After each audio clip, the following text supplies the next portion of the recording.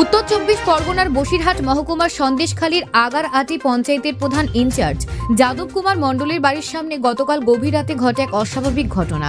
কয়েকজন অজ্ঞাত ব্যক্তি তার বাড়ির সামনে এলোপাথারি গুলি চালায়। তবে ভাগ্যক্রমে যাদব কুমার মণ্ডলের সময় বাড়ির বাইরে না বেরোলে তার প্রাণ রক্ষা পায়।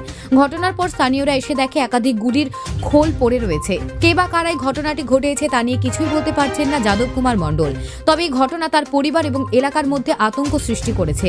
নেজার থানার পুলিশ ঘটনাস্থলে গিয়ে গুলির খোলগুলো উদ্ধার করে। এছাড়া আগারআটি পঞ্চায়েতের প্রধান ইনচার্জ হিসেবে দায়িত্ব পালন করছেন যাদব কুমার মণ্ডল।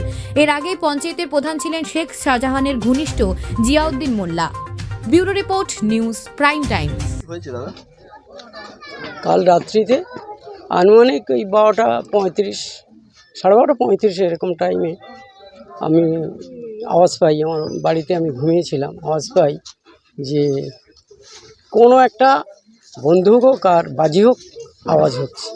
এটা আমি আমার দাদাকে, পাশে দাদার বাড়ি, দাদাকে ফোন করে জানি, দাদা দেখো তো কী আমার এই ঘরের দিকে আওয়াজ হচ্ছে। উনি শুনে বলল যে হ্যাঁ, কারা দাঁড়িয়ে, তোর বাড়ির দিকে বন্দুক পরিষ্কার দেখা যাচ্ছে, বন্দুকে গুলি করেছে, তুই এখন বাড়ির বাইরে বেরোসনি।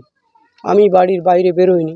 পরে আমি নাড়ুগোপাল মাঝি, আমার দলের এক কর্মী, তাকে ফোন করি, আর অন্য অন্য জায়গায় ফোন করে বলি বিষয়টা, যে এই বিষয়টা আমি ঠিক বলতে পারবো না যে কোথার থেকে কী এই ঘটনাটা ঘটল। এর সঙ্গে কি আপনার কোনো শত্রুতা বা কোনো কোনো কারা করতে পারে এরকম ঘটনা? না, সেটা আমি বলতে পারছি না। আমার তো কোনো শত্রু আমি দেখিনি।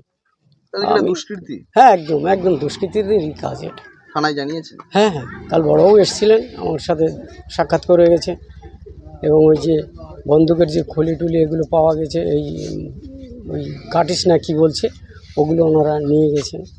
থানায় লিখিত অভিযোগ জানিয়েছেন? না না না, আজকের হ্যাঁ হ্যাঁ, আর আমায় বড়বাবু ডেকেছে, যাব এখন, কি বলতে চাই শুনবো, তারপরে।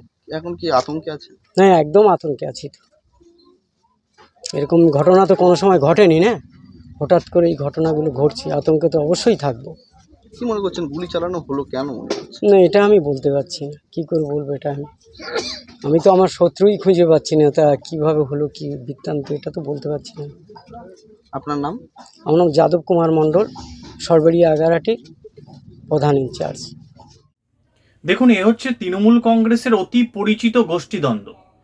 শেখ শাহজাহান পরবর্তী সন্দেশখালী কার দখলে যাবে তা নিয়ে শাহজাহান গোষ্ঠীর সঙ্গে বিধায়ক গোষ্ঠীর যে লড়াই, সে লড়াই ইতিপূর্বে অনেকবার প্রমাণিত হয়েছে। এও তেমনই একটি ঘটনা। মাননীয় মুখ্যমন্ত্রী সন্দেশখালীতে ঘুরে গিয়েছেন কিছুদিন আগে, কিন্তু তবুও তৃণমূল কংগ্রেসের গোষ্ঠীদ্বন্দ্ব থামছে না।